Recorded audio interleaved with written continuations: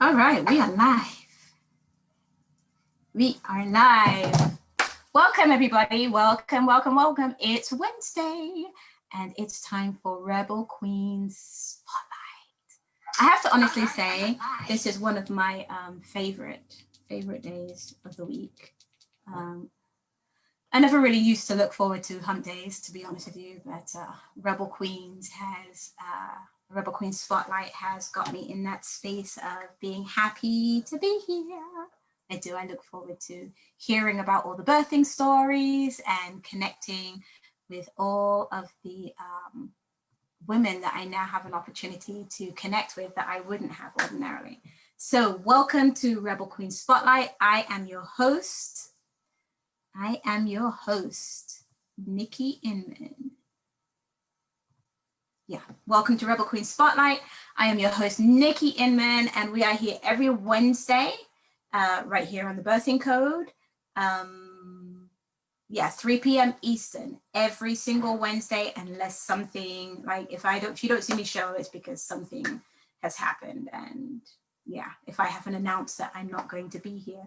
So we have 2 more episodes before the end of the year, 2 more. So today, and we have one next week. And I'm really excited to interview my guest today. But I want to tell you a little bit about who I am, if this is your first time seeing me or learning about the Rebel Queen Spotlights, or even learning about the Birthing Code. So I help queens to heal from their traumas and just be empowered to birth in a way that they wish to birth, and also be able to heal from their traumas, from generational traumas, from traumas of childhood, from any type of trauma that is preventing them from showing up as the best version of themselves, or showing up to manifest the type of birthing experience they desire, and also to manifest that safely. So that's my claim to fame. So you can follow me right here on Facebook at The Birthing Code, on IG, The Birthing Code, YouTube, The Birthing Code, and then recently we have added a Clubhouse to our repertoire. So if you want to follow me on Clubhouse, it is The Birthing Code. And I'd love for you all to connect with me. Please connect with me on Clubhouse. There I'll be hosting rooms where I'll be having topics around birthing and around really, talking about how we're going to tackle this impending crisis that we are having to contend with as a community as it pertains to our maternal mortality issue. So without further ado, I am going to bring on my guest. I'm so excited. So our guest this week is, I'm going to go ahead and bring her on so that she can actually introduce herself.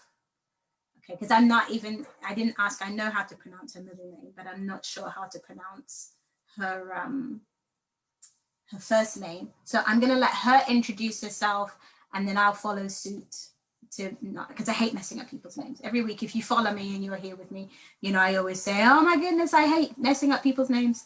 So yes, just waiting for her to jump on. Okay, it says that she's connecting to audio. So she'll be with us very shortly. She will be with us shortly. Let's see. Okay. It says it's connecting to audio. All right, so we make room for technical difficulties or technical, I guess we give room for technical adjustments.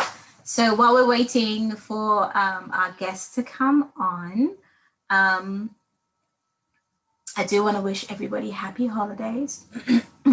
Whether you celebrate Christmas, whether you celebrate Kwanzaa or Hanukkah, or whatever it is that you celebrate, happy, happy, happy holidays. I know it's a little bit different this year. It's a little bit different for a lot of people because of the pandemic, and we're adjusting, and it can make for, depending on our perspective, it can make for a very thought-provoking and sad time, or you know, we can view it from a different perspective of gratitude and the fact that we made it to actually be able to see the holidays. And although we're not able to connect with family the way that we would like to, we're just going to be creative and find other ways to connect with family. So let me see. And it's like she went off. Okay, I think she may be having a little bit of trouble coming in. So as soon as she is able to sort that out, I will bring her on. Make sure it's nothing on my end. Yeah, let me make sure it's nothing on my end. I hope everybody can hear me. I just assumed. No, yeah, I know I can be heard because I heard myself. And as usual, I will be using my phone to answer any questions, read out any comments, because we really would like for you to be a part of the conversation. Really want to make sure that you're asking any questions that you have. Also, I want to acknowledge that I am also broadcasting in my group, Rebel Queens. So if any of my ladies, I'm hoping that you all are getting the opportunity to watch it live. And for those of you who don't know about Rebel Queens, it's a group that I have. It's an educational platform where I share information about birthing, about all things birthing and all things pregnancy, and you know, understanding your options and the fact that you do have options and what those entail, and just lots of juicy tidbits and information over there. And I'm really looking forward to the information that I'll be bringing next year, because I have lots in store.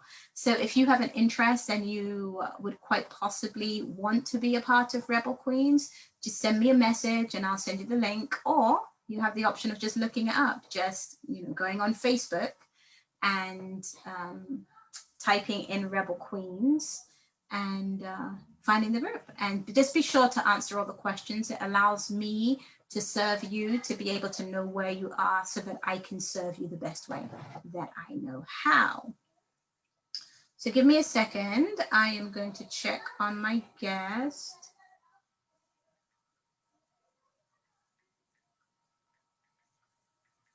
Just make sure she's okay and she doesn't need my assistance. There she is. Okay, she's coming back in. Yay, she's here. Awesome. Hi, how are you? I'm doing well. How are you? I'm great, thank you. So I wanted to introduce you, but I said, you know what? It'll be so much easier if I allow you to introduce yourself, because this way you'll be able to pronounce your name better than I can. And so I'm going to go ahead and let you introduce yourself. Hello, my name is Naa Ama Vanderpuji. Most people call me Ama. Okay. Awesome. So Naa Ama. So tell me about your name. Like, does it have a meaning? Because it seems like your name has a meaning. So here's the thing. Growing up, I don't remember which one of my family members told me that Naa Ama means girl born on Sunday. So that's what I thought growing up. But then I was told recently that it means it's Ghanaian for a girl born on Wednesday. So I don't really know which day of the week it is. I don't know which day of the week it is. I've heard Saturday, Sunday, and Wednesday. So okay. So your family hails from Ghana? My mom's side is from Ghana and Trinidad, and my father's side is from Trinidad. Wow, that's so cool. I found out probably a couple of years ago. So my lineage is through Jamaica, but my grandfather was a Maroon, and they actually hail from Ghana, West Africa. So I recently found that out myself. Yeah, that I have. Nice. Yeah, it's nothing like knowing where you're from, right? And having at least having, you know, the ability to be like, okay, so this is where I'm from, versus just kind of, okay, I'm from somewhere. But just saying, I mean, most people don't, not most people, some people don't know where their family comes from. So when you ask them where their family's from, they're going to tell you something like North Carolina. And it's like, Yes. I mean, North Carolina, well, anywhere within the States. I mean, like, what part of Africa are you from? But some people don't know. It's unfortunate, but, you know. Yeah, it's being able to tap into those indigenous roots, because it's not Africa for everybody, you know, but just being able to touch into those indigenous roots and being able to reach out and know that, okay, so this culture is mine, and things begin to make sense, you know. So that's, and even especially when you have children, you know, just being able to pass off that information and being able to share that and being like, okay, so these are some of our traditions, even though we may not follow them. Like I know for my family, we've taken on, I think this is our 3rd year that we do Kwanzaa. We actually don't do Christmas, but we do Kwanzaa. What'd you say? That's nice. I thought about that myself. I thought about that. I'm still thinking about it. Yeah. It's just, it's different, you know. So when my children get presents now, it's presents with a purpose. It's not just, oh, it's Christmas, Merry Christmas, here's a present. And they're having these expectations. You know, we have a whole ceremony that we do, and there's the culture is being taught and the principles are being taught. So it goes hand in hand. It's not just, oh, here's a present, open it up. It's, and even with the presents are tied to the day and the purpose and the reason for this particular principle. So it's, yeah, it's been a game changer for us. It really has been a game changer. I think next year I might try to start that. Yeah. So look into it and just see, you know, just start with looking into it and seeing what the different principles mean and how you can implement that. Because the idea is you look at those 7 principles and then you take them through the rest of the year. So this is like, it's lifestyle. It's lifestyle. So that's why I really, really, really enjoy it. So I want to say thank you for being willing to be a part of the Rebel Queen Spotlight. And I am thrilled to pieces to have you, and really looking forward to hearing your story, hearing more about your story, because I did get a tidbit yesterday. Hearing more about your story and for you to share. I'm sorry, I'm trying to make sure that I am, yes, in a position if anyone's asking any questions. Yeah. There are people watching right now? Not right now. We don't have anyone watching right now. I've never really used Zoom, so I wasn't sure how it works. Okay, so with Zoom, the reason I do it through Zoom is because sometimes Facebook can be so fickle. And when I first started doing the Rebel Queen Spotlight, I had some really bad technical difficulties where all of a sudden, and I'm, you know, there's the hypothesis that because of the topic that I was doing, that, you know, it got all garbled. And then it was, I mean, it was like every single time, it was crazy. And I said, I'm done. I'm not doing this anymore. I've got to find another platform to go through to broadcast on Facebook. So I'm still live, but it's going through Zoom, and it allows me to record it so I can move it over to YouTube or any other platform that I have that I want to share it on. So, and I haven't had any issues like that anymore. So good. And so, yeah, so I'm like, okay, this is it, you know, until it's not anymore. And then I'll find another platform, because the message needs to get out. We need to start normalizing things that have been considered dangerous or taboo within the Black community, because the irony is it's not taboo within the white community. White women, home birth, unassisted birth, you know, birthing center birth, all of the time.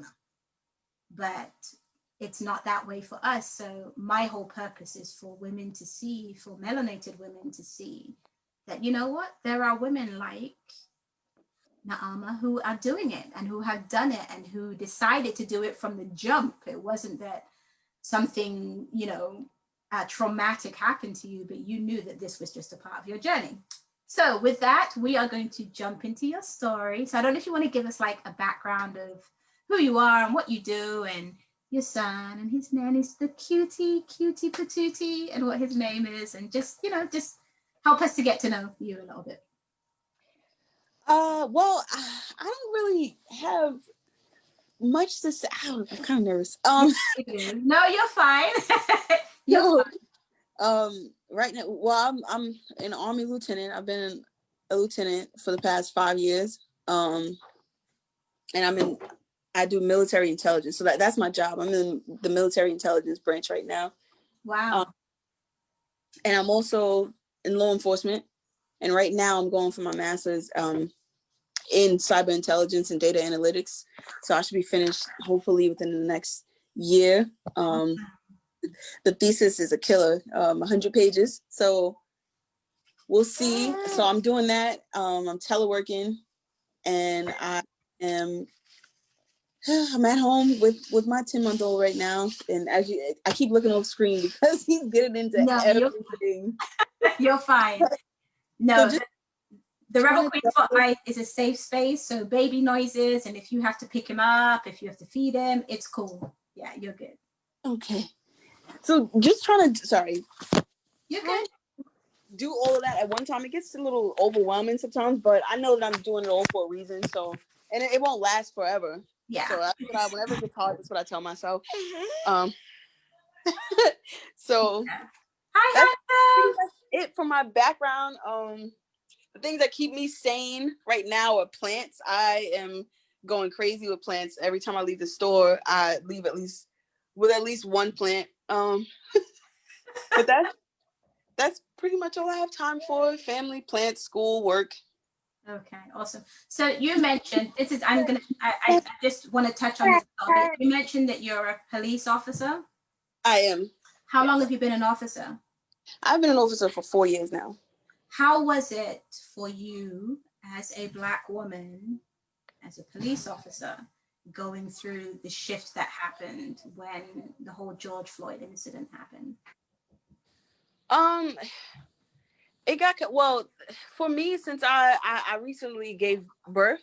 I haven't been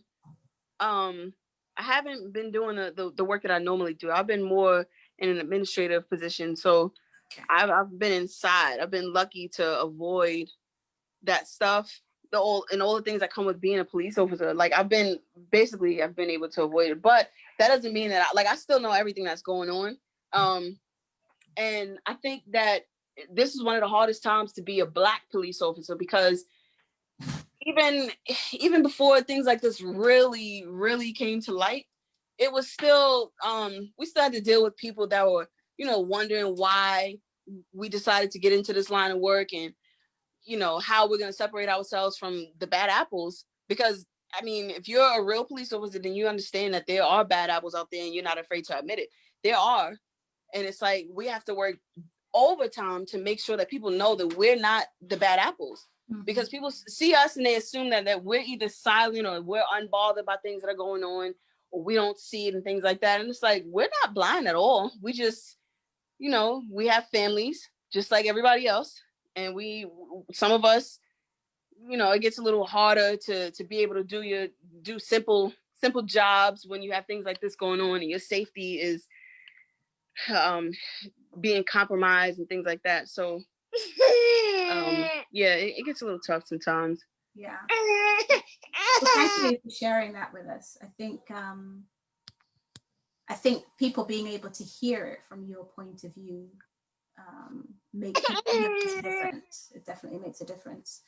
So I want to talk about your story, because I mentioned to the audience that you had made the decision to home birth before you even, conceived and started to have children, that you knew from the jump that home birth was going to be for you. And one of the reasons I wanted to tie in you being a police officer was, there was a meme floating around that said, what police officers do to the Black community or Black men, that the hospitals are doing to Black women as it pertains to birthing.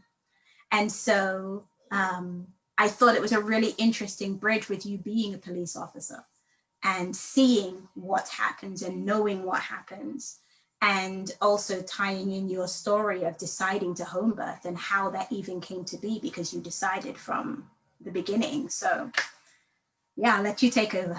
Well, first, I saw that meme, and things like that are so heartbreaking, because I understand why people are saying things like that. And I think for me, I understand how much of a danger it is when Black people are being sent to the hospital for things, and they're dying for things that could have been avoided. Now, I understand some things are unavoidable. I understand, and it's very unfortunate. But a lot of the times it is something that could have been mitigated and handled a different way. And they probably would have made it home to their families.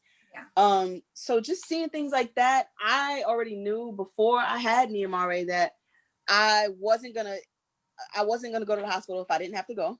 And it's sad that people think like that, but I mean, for some of us, it's like a life or death thing. It's like, do I want to go to the hospital and possibly die, or do I want to try and find a natural remedy for something, or get a second opinion, or anything like that?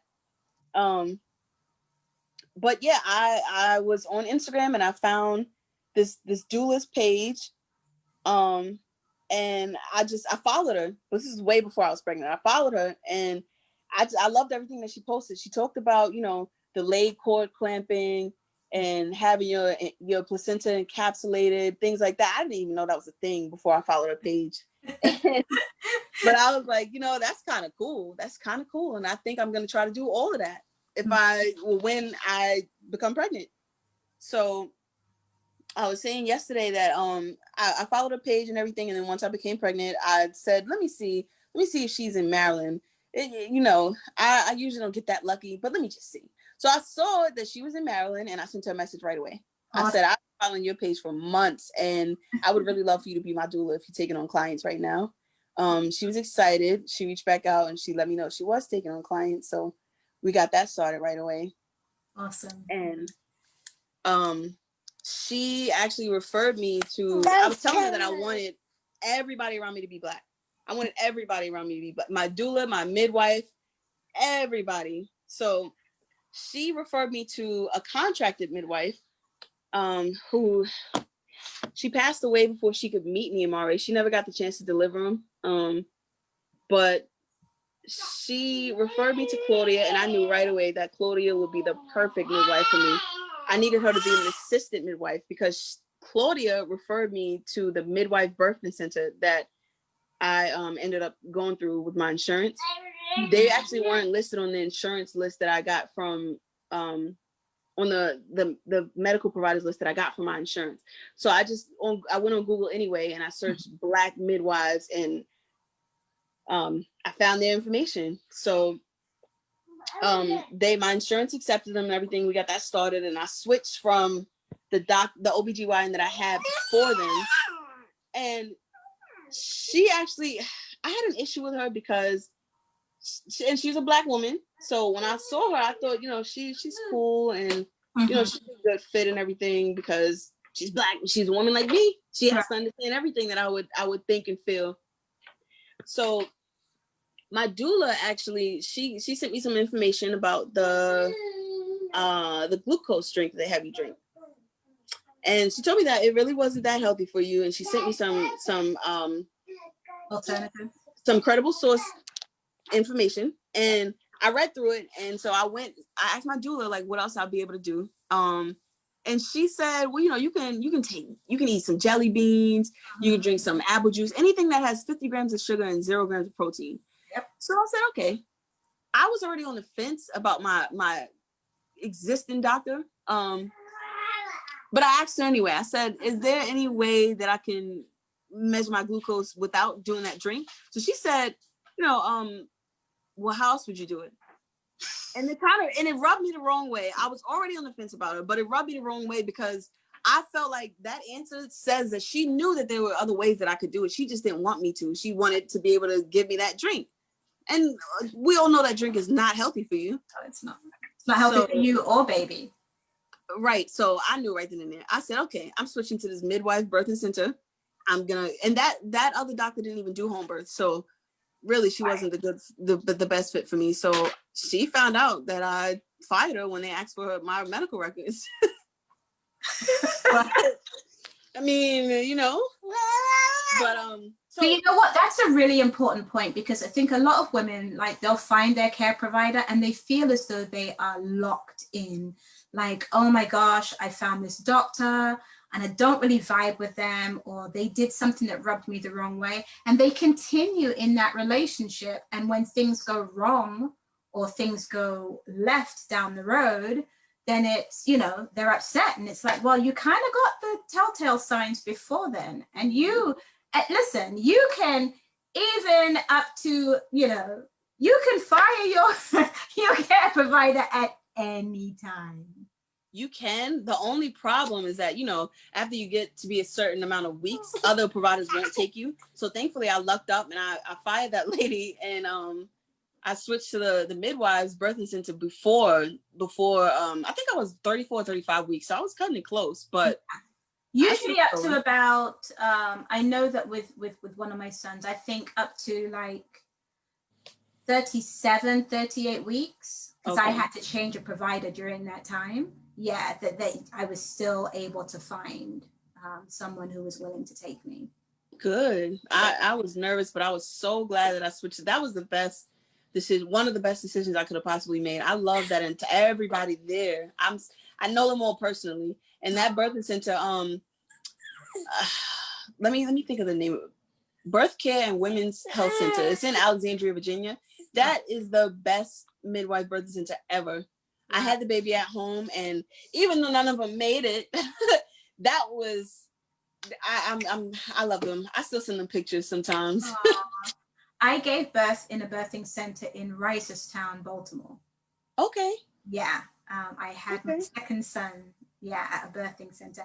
And that drive, that was a long drive, but it was worth it. It was worth every bump in the road. I bet. It took about 45 minutes to get there, but it's just if you've had a hospital birth and then you've had a home birth or a birthing center birth, the contrasts are like they're not even on the same planet, to be honest with you. It's like completely different experiences. I bet. Yeah, I saw an invoice that said that they, I guess when you have a C-section, they charge you to hold the baby. But you charging me for skin to skin contact? Yeah, skin to skin contact. I don't understand that. Yeah, because it's a business. It's a business, and that's how it's operating. All right, so walk us through your how was your pregnancy? My pregnancy wasn't bad. I started showing maybe around 4 or 5 months. It's funny. I took the pregnancy test because I was in the gym working on my sprints, and I was wondering why I wasn't getting any faster. Like I was sprinting like my life depended on it, but it was like I just couldn't get, I don't remember the distance now, but it's like I just couldn't come in under a minute and 15 seconds, and I needed to. And I'm like, why can't I get any faster? So I changed my eating habits, still wasn't getting any faster. I'm like, okay. My cycle, I think I hadn't had my cycle in a month. So I was like, it's kind of weird. Let me take a test. And of course, I was pregnant. But you want me to get into the birth story now? No. Go ahead. Go with the flow. Yeah. But so I took the test and everything. The pregnancy was cool. I had there were a few moments where like I had some terrible heartburn, but I found that it was because, well, it was, I only experienced it after I ate cheese. I was obsessed with cheese and pizza, anything Italian. I was obsessed for years. And then once I started to get heartburn from it, I'm like, okay, I got to give this up, because I would eat the pizza and then get sick right away. And one of my sorority sisters, she told me that she said, whatever you like to eat, don't eat it while you're pregnant. If you want to like it after you're pregnant, don't eat it. I thought she was joking. To this day, I don't even like pizza like that anymore. Oh, wow.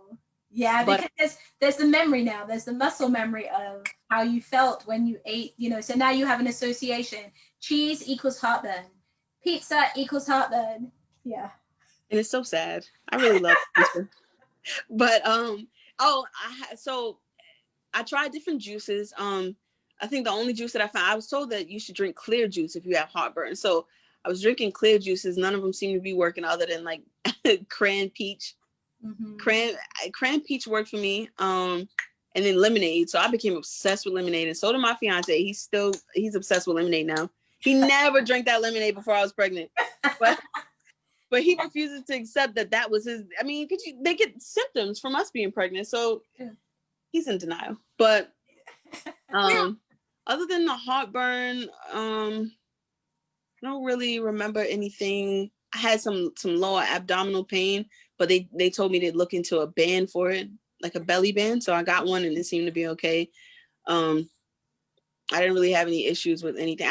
There was a small, I don't even say small, it was a grease fire in my apartment. And I think they think that that's where I started to become a little anemic. So, but I got over that, thankfully. I started taking plant-based blood builders. Yeah. And I guess plant-based vitamins, they keep you regular. So Yes. I was good with that. But that's really it. I didn't have too many issues at all. Awesome. So, if you don't mind me asking, how old were you when you got pregnant? I was 26. I was 26 when I had my first baby. I was 26 when I had my first baby. Okay. So walk us through. You're now at the end of your pregnancy. You've got your midwife set up. You have your doula set up. You know you're going to have a home birth. You've decided from the jump. Well, did you have any opposition from family? I had a few. Especially if you have like a Caribbean background. Typically with Caribbeans, it's like, you know, we drink tea and take castor oil for everything. So there's more of like a natural, sway to things. But did you have any opposition from family? Did you let family know what you were planning to do? Everybody knew. They all knew that I was gonna try to have him at home, with no medication. That I was gonna try to breastfeed. A few of my cousins told me that I was crazy for trying to have a home birth, but I said, I'm scared. I am so scared, but I can't imagine it being any other way, because I don't have time for anybody to try to influence me and lie to me and try to get me to do a C-section, because we all know that those make more money than a regular vaginal birth. No, I didn't want that. It's quicker. So, quicker and more convenient for them. Like, a lot of them are scheduling, C-sections because they're about to go on vacation. That's nuts. Especially now around the holidays, like literally, it is a given that if they can walk you into a C-section, that's exactly what they are going to try. Mm-hmm. Yeah. Especially around the holidays. Oh my goodness. Thanksgiving, Christmas, because they have their lives. They want to go live it. And it's, do they sit around and wait for us to labor 18 hours? Or wait, I can do this in 20 minutes, make this money, and be gone. That's insane to me and so unfortunate. But I had one of my coworkers, she became pregnant a few months after I had Niamare. And I've kind of been coaching her through a lot of things, especially throughout her last few months, because I didn't want her to have to go through that. My sister, is funny because I have a sister on my father's side that she's 3 years older than me. Mm-hmm. And our lives have been basically identical, even though we didn't really grow up together. We're both in criminal justice. We both found out that we were pregnant at the same time we were going for our masters, both in the military. Wow. Yeah. So she was kind of coaching me through a lot. I went to her for everything. But yeah, she was extremely supportive. Everybody for the most part was supportive. They thought I was crazy, but they were supportive. Okay. Awesome. And you didn't have any naysayers like, no, you really shouldn't do that. It's not safe. It's not. No, thankfully.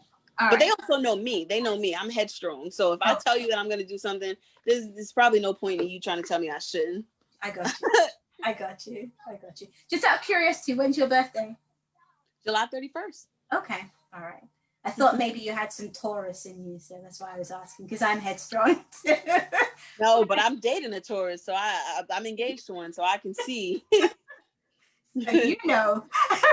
Yes. You know. Okay, so take us through your we have a guest. Hi, whoever it is, let us know where you are hailing in from, and thank you for joining us. To walk us through how many weeks were you when you went into labor? I was 37. 37. You were 37 weeks. 37, yes. Okay, so you were 37 weeks, and labor came on naturally for you. So tell us what that day looked like. Well, my doula, she told me that after 36 weeks, I need to start eating dates. And I can't.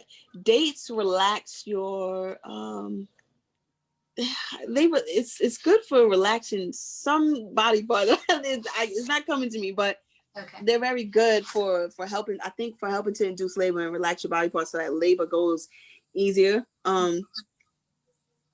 But So you were eating dates by the truckload. I was eating 6 dates. They weren't that good to me, but I got used to it. I got used to it. And I was walking at work every 45 minutes. I was walking at work for 30 minutes, I think. And I was bouncing on a yoga ball at work. They thought I was insane. One of my supervisors asked me what it was. I don't know. I guess he'd never seen a yoga ball before. But I replaced my chair with it because the chair was so uncomfortable. Yeah. Yeah. Sorry about that. No, you're good. You're good. So yeah, I was walking around. I was stretching twice a day. I needed to stretch because I was starting to get a little sore. So they told me if I don't stretch, then I'm definitely going to feel it. So I was stretching the yoga ball. I stopped exercising once I found out I was pregnant, unfortunately. But yeah. But it was going into it. It wasn't bad at all. It wasn't bad at all. The weeks leading up to that Friday that I went into labor, I kind of started to feel some cramping a little bit. So that Thursday I called. I think I went into work late. I either went into work late or I called out. But that Friday, January 24th, was the last day of work before my maternity leave started. So I said, let me just try to go on that last day. But I didn't feel well that day either. So I went in 3 hours late. So I went in around 4:30. I think I started to feel the cramping and everything around 5:30. And I called some of my friends while I was on break, and they said, it would be funny if you were in labor right now. Like, what if you're in labor right now? I said, not labor. So I didn't say anything to my supervisors, though, because I didn't want them to send me. They would have sent me to the hospital. And I mean, I was the only Black woman in that office, and I don't think they understand how much of it's almost like a fear for a lot of us to have to be forced or to be taken to the hospital when we don't want to go. So I didn't say anything to them. I just suffered in silence. In my notepad on my phone, I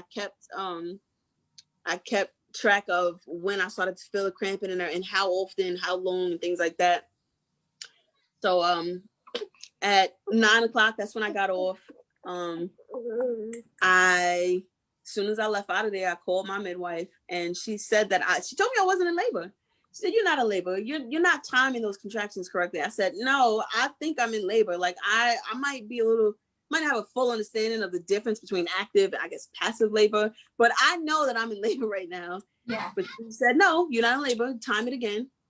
So this is while I'm on the way home. I've already basically sprinted to the car. So I'm driving home. I'm feeling a bunch of cramping and I'm gripping the steering wheel. So I'm calling my friends and I'm like, I need somebody to take my mind over this while I drive home. It's a 45-minute drive home. The hospital was maybe like 10 minutes away. My house was 45 minutes away. The birthing center was 25 minutes away. I said, I'm not going there either. So I sped home, gripping the steering wheel, screaming through my contractions, talking to my friends and everything. Wow. I let my fiance know that I was on my way home. And then I got there at 9:45, and what happened? So I went in and we called the midwives. They said, just take a shower, try to get some rest. So I think I soaked in a bath, and it was like, it wasn't even really helping. Like I turned and I was like kind of like in a plank position in the bath because I wanted to feel weightless. It's like, this is just too much. I just want to feel weightless, but it didn't help. So I drained the tub out and I said, I just walk around. Let me walk around. So I walked around the apartment. And I had my fiance, his name's Andre. I had Andre, rubbing my back, just talking to me through everything, keeping in contact with the midwives. They also told him again that I wasn't in labor. And it's like, I don't know why you keep saying that. I'm in labor, but so I kept walking around. This is probably like 12 o'clock. He calls him again, and they say he asked him if we should fill the tub because we had a birthing pool. We had a birthing pool that was sitting right in the dining room, and he asked him if we should fill it up. They're like, no, don't fill it up yet. Just try to relax. I'm like, is everybody around me crazy or am I crazy? So then now it's like 12:30. He calls him back again, and they're like, no, not yet. So then he called the doula. She asked if he wanted he called the doula and she asked if I wanted her to come or if I wanted her to wait a little longer. I said, no, you can make your way over here. So she got in her car and she headed over, and he called them back around maybe like 12:40, 12:45. And while he was on the phone with them at 12:50, I remember it so clearly. At 12:50, I was standing there just like yelling through my I cursed a little bit. I yelled and cursed through the contractions. But apparently I wasn't that loud because my stepkids never woke up. So okay. I'm yelling through the contractions, and while he's asking them if they should fill up the tub, my water broke. So and it popped like a rubber band. It like that's the noise that it made. And I was so surprised. Yeah. I didn't think I would hear it so clearly, but it did. So then I went to go stand in the shower and they told him to fill up the pool. So the doula probably gets there like 12:55, 1:00. So when she gets there, she comes into the bathroom where I'm standing, and Andre's filling up the tub, and she's like, why are you, I was standing straight up. I wasn't standing straight up. I wasn't thinking about it. She's like, you probably shouldn't stand like that. And I was like, well, this is comfortable. But then I felt my body start pushing. And I read a few months before that about fetal ejection reflex. Yes. Like, that must be, you have to be lucky to have something like that happen. And that's probably like a life thing. But apparently that's what that was. That's exactly what that was. I felt my body push once, and I was like, oh my God. And you didn't stop it, right? I was like, I guess we're going through this now. And she was like, you got to squat through it. You shouldn't stand. I squatted and it hurt even more. I was like, this is not helping. I don't think I could do that. I don't know what to do now because both of them hurt. So she was like, why don't you come and you can get onto your bed and get into a comfortable position. I was like, I don't think I can step over this right now because there's a tub. So I'm like, I don't think I can step over. And I feel like his head is right there. She's like, where? I said, right there. Like, I think it's right there. Like, you could probably see it. She was like, okay, well, take your time. Let's go to the bed when you can. And then you can get on all fours and we'll check. Finally got out of the shower, went to the bed, and I felt my body push again. So I had 2 pushes in the shower, and then when I got to the bed, I had another one, and she was standing behind me. Andre's still filling up the pool, and all of a sudden, she just like after that 3rd push, she ran out of the room. She was like, Andre, get in here now. And I was like, what is going on? So they both come back in the room. I felt my body push again the 4th time, and then they're just completely quiet. You could have heard a pin drop. So I'm like, what's wrong? Everything okay? What's the matter? They say nothing. I said, how much is left? And they said, well, his head is out. He's almost out. So then I felt my body push again and he was out. Wow. I also felt the vaginal tear. But it wasn't as bad as I thought it would be. Like, and then it was just so much adrenaline. And it's like, I barely felt it. Yeah. But yeah, he was out at 1:13. The midwives got there at like 1:25, 1:30. Yep. Well, after the fact. I kept telling him. You got this. So you ended up to some degree having an unassisted birth. Yes. Whenever people ask, like, because I'm in a few Facebook groups and they always, if there's anybody that's had an unassisted home birth, can you please comment? I have a few questions and I'll chime in. Like, I basically had an unassisted. Yeah. But I think what really helped me to get prepared for that was the hypnobirthing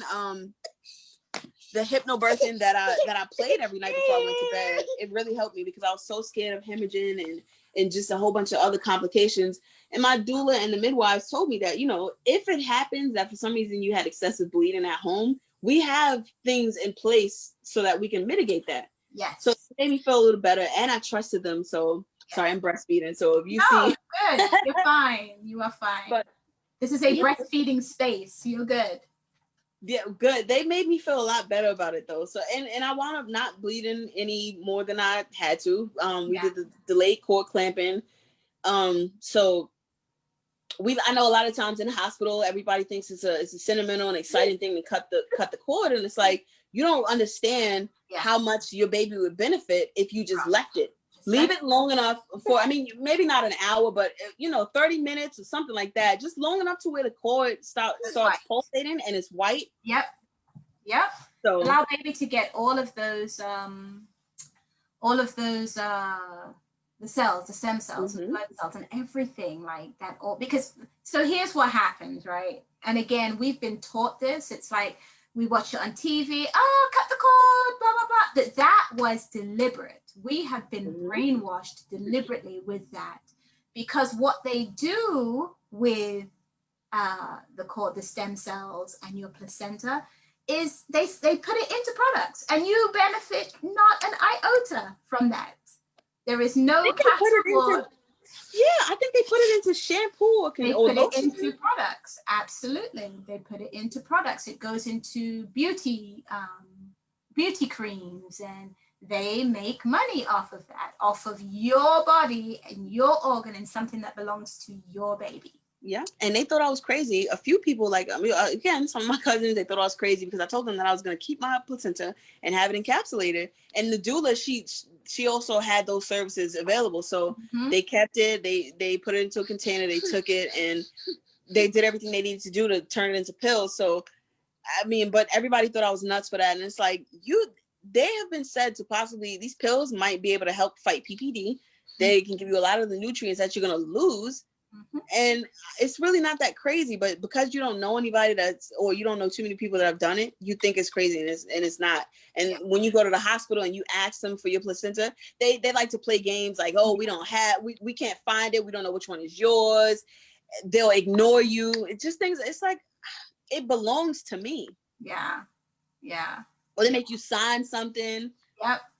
But it's okay. It's yours. Go through the motions that you have to go through to get something that belongs to you. Absolutely. If you're having to birth in a hospital, it's your right. It's yours. So right. And then another thing is like I guess in the hospital they have a habit of whisking your baby away to give them their first bath, and it's like I have dry skin. I can't afford to have people whisking him away to give him a bath and washing off the vernix caseosa. Yes. Yeah. I can't afford that. I have terribly dry skin. I even had eczema at one point. I want to give him every opportunity to avoid that I possibly can. So we didn't bathe him until his umbilical cord fell off until it fell off, and then we gave him a light bath, and that was it.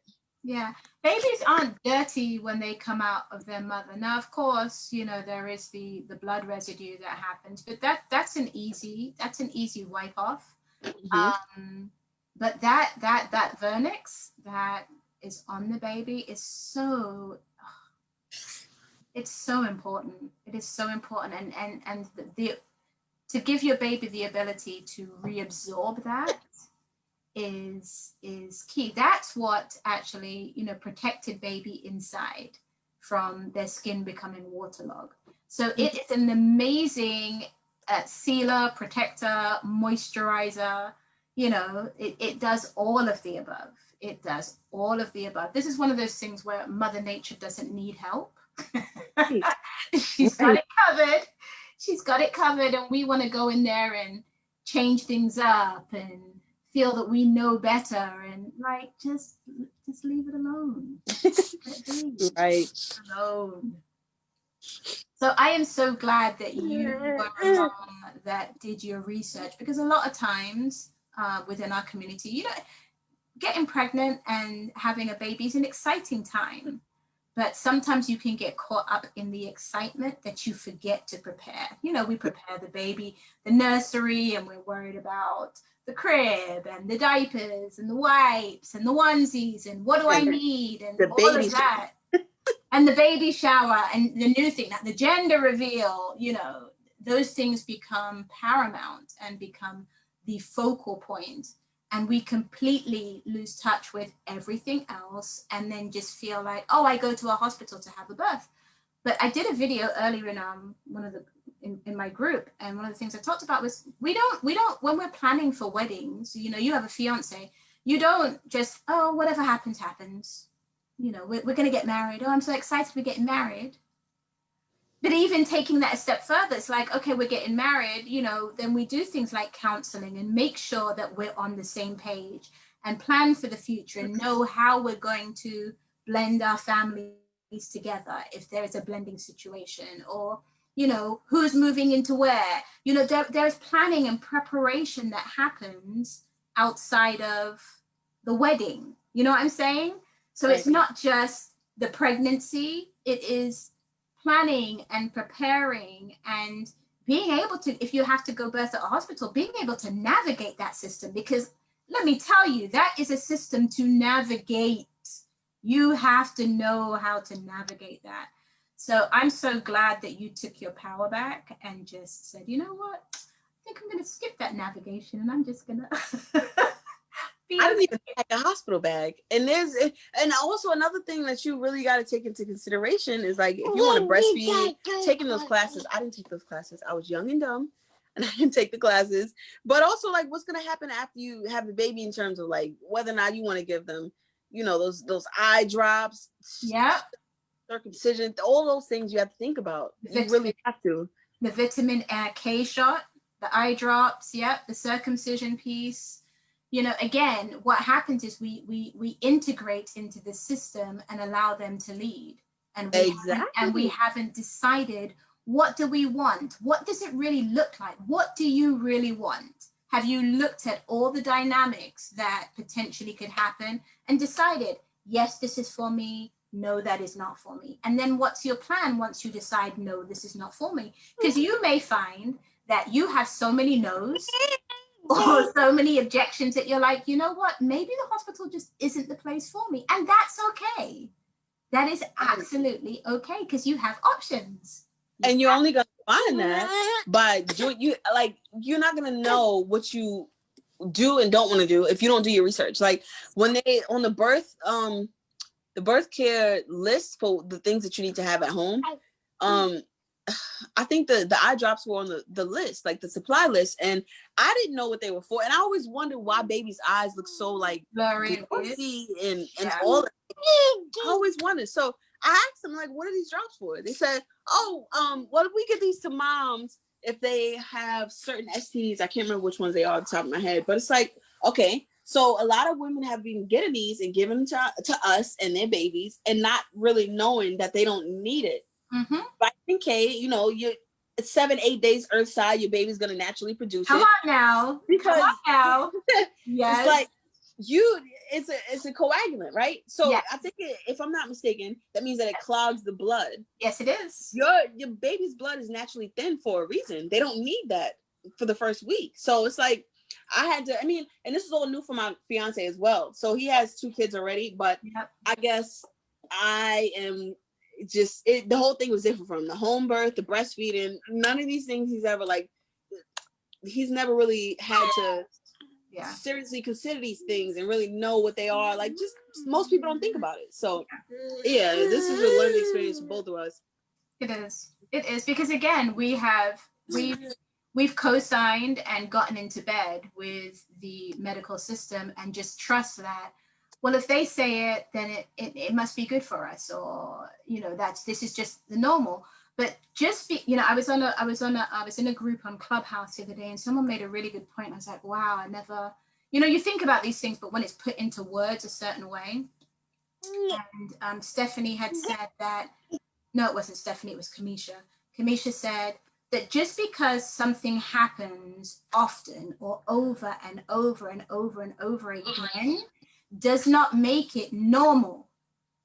It does not make it normal. So just because this happens doesn't mean it is normal. It could be very abnormal, but we've just accepted that it happens and we go with the flow.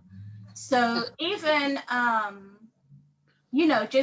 just and that applies to so many things in our lives.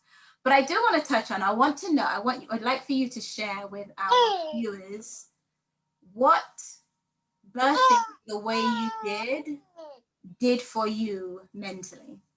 Can you say that one more time? I had. Yeah, no worries. Yeah, I would like for you to share with our viewers, like, what was it like for you after having your son and birthing the way that you did? Did that shift anything for you mentally? Or hi, handsome. Did that shift anything for you mentally? Did you feel like anything changed within you as a woman besides becoming a mother? Well, I had to go through trying to adjust and feeling like I don't know if I'm going to be good enough and things like that. And I had an issue with breastfeeding the first few weeks. He dropped a little bit too much weight and I didn't have the proper guidance. So it went the issues went farther than they needed to. And the pediatrician, again, another Black woman who failed me because she was giving me improper information and she was pushing formula, knowing very well that I didn't want to give him formula, but she pushed it anyway. And she was eventually fired. But, yeah, but that was a lot for me to deal with. I cried several nights because it's like, I'm not producing enough milk. I don't think I'm going to be able to do this and things like that. And I had everything else going on. So it was a lot for me I had to learn how to adjust with all of that. I had to learn how to ask for help or say that I need a little bit of help with things like that, because it's like, my fiance is not a mind reader. Yeah.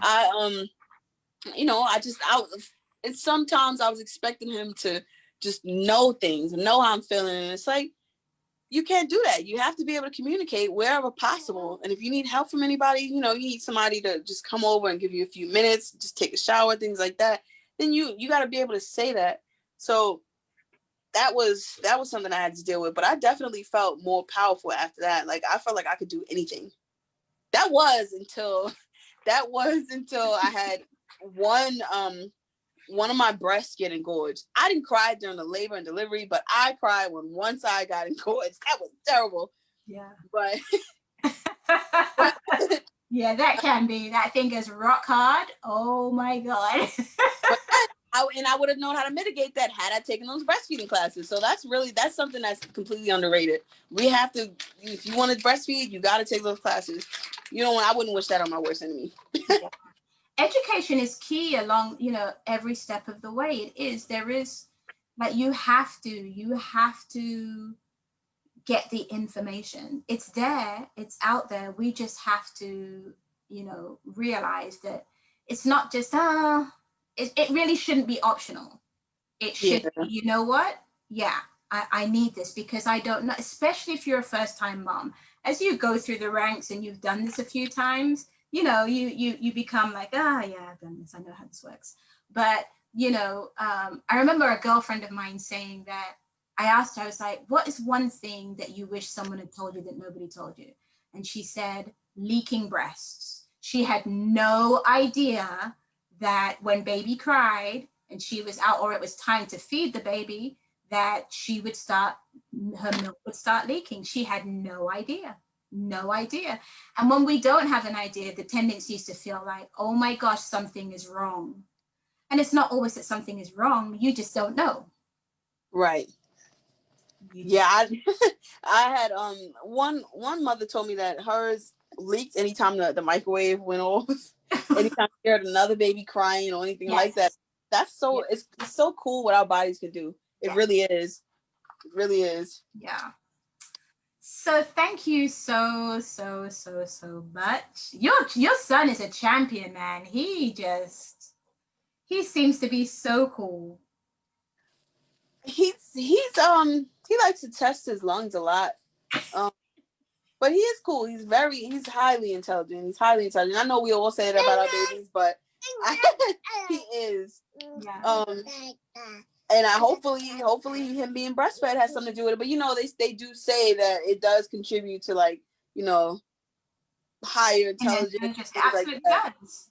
It absolutely does, because it's formulated for our bodies. It's formulated for the brain. And when we give our children formula, and no shaming, some mothers have to do that. Right. As an interim, or sometimes, women have to go back to work.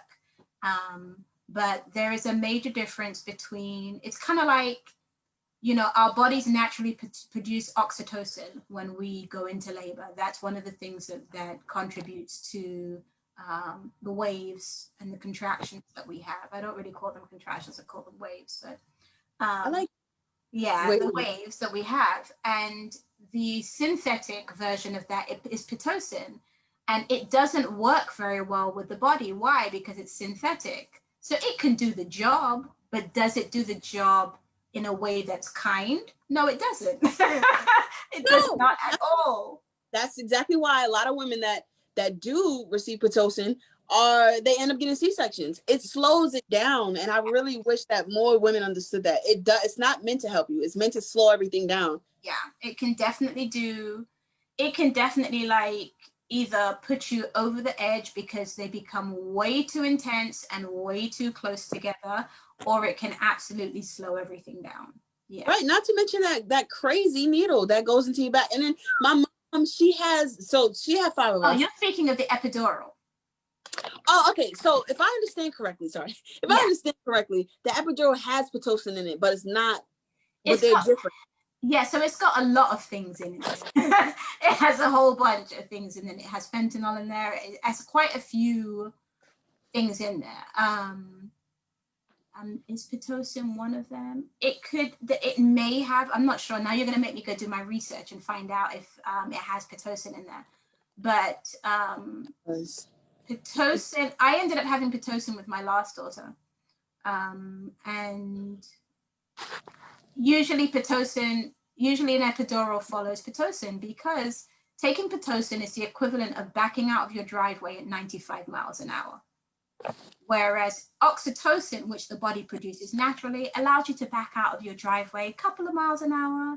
You know, you're driving out your neighborhood, you increase speed gradually until you get out on the highway, and then you're able to go full speed. No, Pitocin wants to do all of that backing out of your driveway.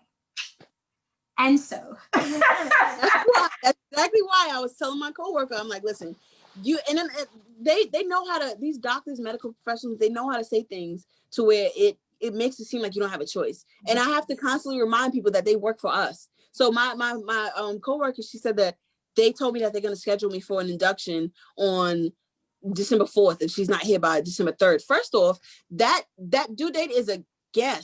date. It's a guess. And what do you mean they're going to schedule you for an induction if she's not here by the 4th, by the 3rd? Like, that's one day over. Yes. No, something has to be wrong with that. So I gave her some natural ways to induce the labor herself. And I told her, you know what I'm saying? If you feel like you can't tell them no, just don't show up. I know I mean, no, and I hear you. Everybody. It's not for everybody. No, but we're talking about, obviously we're talking about women who are low risk. If you're having a high risk pregnancy and you have issues, then of course the hospital has its place, and that's where you need to be. You need to be under the care of a medical member of staff. However, even in that, I also feel like that is abused. The title of high risk, like, we need to be informed. Don't just take when they tell you, oh, you're high risk. Well, why am I high risk? Right. And what are the implications? And are there variations with high risk? Is it just high risk and low risk, or are there stages in between? Is there like a low high risk or a medium high risk and a high risk? I believe that there are levels to this, that everything is not black and white. In life, nothing is black and white. There are variations, there are in-betweens, there are variances.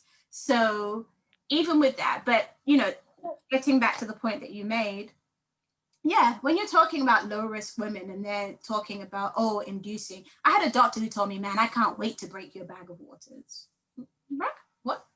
No. Exactly. Like, this is not a fetish. What do you mean?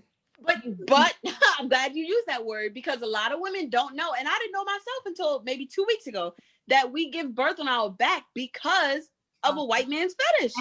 Absolutely. I didn't even know that until 2 weeks ago, and I'm like, you know what? That makes all the sense in the world. And that's why I knew I wasn't even going to give birth on my back. I knew that I would either be standing, squatting, or on all fours. Yeah. That's nuts. That is insane to me. That education piece also allows your intuition to flow better because you have information. And when you have that information, your intuition can can just kick in and be like, Right. this is not the way we're going. This is not it. And just being informed, like I cannot overstate the importance of being informed and knowing what you're walking into. Because if you don't, and you walk in there with your hands up, you may not walk back out. You And may it's so not sad, walk but out. it's true. Right. Or your baby may never know you because, you know, yeah, because you weren't informed. So this is why I do Rebel Queen Spotlight, so that women can hear stories like yours and see the empowerment, and also see that, hey, you made it out okay, you know, like saving the queendom one birth at a time. Right. That is my motto for Rebel Queens, like, because there is absolutely no reason. There is none. There is none. And we shouldn't be afraid of home birthing and feeling empowered to birth in a way that makes sense to us. Our ancestors did it. Absolutely. People fail to remember, like you can't forget that. Like what were they doing before these crazy needles and Pitocin and all that? What do you think they were doing before that? Like the things you see on TV, they did that again for a reason. People, it's not all, laying on your back screaming and the worst pain in the world, things like that. Some women don't experience vaginal tearing. Some women don't really experience pain.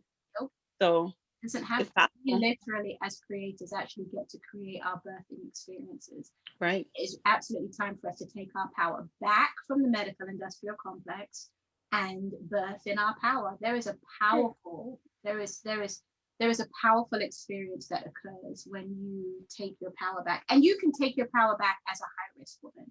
So I'm not saying that only low-risk women, can take their power back. But even if it ends up that you have to have a C-section, you can still be empowered while having your C-section and Absolutely. making sure that they're not doing things that they shouldn't do because they're just deciding they're going to do that. They're not letting you know what's happening. It's knowing the questions to ask. It's holding them accountable so that we as Black women are taken seriously, because they don't listen when we speak. Right. They absolutely do not listen to us when we speak. In fact, there's a doctor who just passed away. She lost her battle with COVID, Dr. Moore. I saw that. Yeah, my condolences go out to her family. And that I'm so glad that she had the foresight to record and share what happened to her, even as a physician. As a physician. But at the end of the day, she was seen as a Black woman. She was not seen as a physician who knew stuff. They treated her like she was just an ordinary Black woman. And that's how, and kind of off topic, that's kind of how it is for Black police officers. Like a lot of us know that when we take off that uniform, we're Black first. We're Black and then we're police officers. So when we take that uniform off, we still get treated the same way. Some even get treated the same way in uniform. So it's unfortunate. It's like, you guys didn't believe her, and she is a medical professional. You think, yeah. And so it makes you wonder, like, okay, so if she didn't fare very well in the system that she works in, how do we as Black women, fare? So I am absolutely a birthing center advocate for Black women first and foremost, because I feel as though that's the only place, those are the two places where it will be easier for us to have autonomy. Nobody wants to be battling anybody in the middle of birthing. Like, right. I've done that. I was primed and positioned to do that, but it takes away from the birthing experience that you could have, So I am absolutely first and foremost home birthing center advocate. If you have to go to the hospital, you have to know how to navigate that system. You must know how to navigate that system. Take a midwife with you. I think that, well, because of COVID now, I think most hospitals are only allowing one person in with you. Yeah. But if it happens that you decide to take your significant other, maybe your midwife is in, I don't know, if they're somewhere not too far away, but they can advocate for you. So if you need it, please take a midwife and have them close by, or have them on the phone, something, so that they can also help you make decisions, because we don't, when we're under stress and we're thinking about just trying to get the baby out safely, there's some things that we might not think about. Yes. And you shouldn't have to. You really shouldn't have to. You ought to be able to go in, connect with yourself, connect with baby, and birth. You Right. shouldn't have to be having to navigate a system of people trying to force you to do something you don't want to do, or people trying to make a situation more convenient or more, just more convenient to them. Like, this is not about you. It's not about you. So thank you so much for, I know it sounds weird, like, thank you so much for birthing the way you did. Not weird at all. No problem. Thank you for letting me share my story. Yes, absolutely. Yeah, thank you so much, because I know that these stories, the culmination of these stories, I know and I truly believe that it's going to make a difference. It is going to normalize alternative birthing. It is going to normalize intuitive birthing, because that's where our power is. That is absolutely, as women, period, but especially that as Black women, we're the ones who are in crisis. Now, I do want to, throw in a caveat, because I have people ask me, so you only help Black women? I will help all women. I will help all women. However, the Black woman's house is on fire.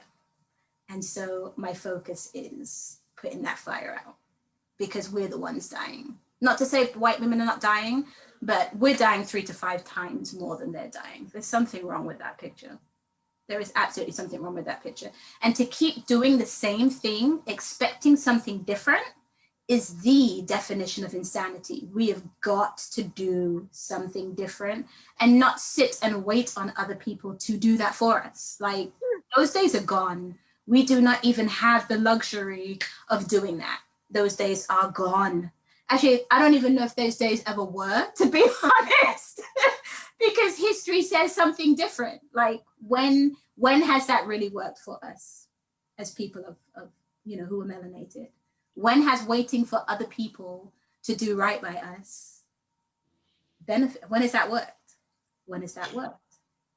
Yeah, we have to be the forerunners for ourselves. So thank you so much for being a part of the movement and taking your power back, and being a part of getting this message out. Absolutely. Anytime. If you have anybody who ever has any questions or they want to ask me anything, please send them my way. Absolutely will. I absolutely will. I did mention that to the ladies before. Like, yeah, listen, if I can't answer it, I'm sure, moms who have been through it, they can answer it for you. So thank you so, so, so much. And I wish you happy holidays. And enjoy an empowered motherhood. Thank you. Continue on in your journey. And good luck on that paper, girl. Woo. Thank you. Yeah, that's a lot of pages. I remember being in college, and just the 10-page essay for me was just like, much less 100 pages. Nope. Yeah. But you got this. You got this. Thank you. Got it. You've got it. Listen, you gave birth to a whole human being. The paper's nothing. Right. All right. Now, thank you again. I appreciate you. Alrighty, ma'am. You enjoy the rest of your day. Thank you. You too, honey. Bye-bye. Bye. All right, everybody. That was amazing. As I always say it is, because it is. I really am honored to be able to be in a space where I can have these conversations and bring things to light and educate and help women to know that you have options, and also, bring to light things that you may not even have thought about, that it just didn't even occur to you because we've been indoctrinated for so long, and we've accepted what the status quo is offering, and we didn't buck against that. So I consider it my responsibility to get this information out and to share with women, and especially melanated women, that you have options and you can have an empowered birthing experience, and you can design the birth that you desire, even if you have to have a C-section, even if you have to birth in a hospital, that you can be educated and know how to do those things in a way that makes sense to you. So yeah, connect with me. I actually have a course that I am specifically for women who are having to birth in a hospital. And I opened it up to my Rebel Queens first. But stay tuned, follow me if you, I'll just give you a tidbit. It's basically called Rebel Queens Locked and Loaded. And it's a course or a container, really. It's going to be live that allows you the tools and the knowledge and the understanding of how to navigate the hospital system, how to navigate it and understand the language and understand how you need to communicate in a way that you are taken seriously, that you are heard, that you are understood, so that your wishes are respected. So they are respected, and so that you can navigate that safely for both you and baby, and make it out of that situation unscathed. So if that's something that you'll be interested in, please DM me. Let me know, hey Nikki, I am interested in Rebel Queens Locked and Loaded. I do have limited spaces. I've offered 5 spaces to my Rebel Queens group, and to everybody else, I am offering another 5 spaces. I'll be capping off at 10. It's going to be an intimate group, and we are going to make sure that you are prepared and you are walking into this absolutely armed and locked and loaded and ready for anything that is coming your way, so that you can, like I said, make it out there safely and manifest the birth that you desire. So thanks again for tuning in with us, and tune in with us next week.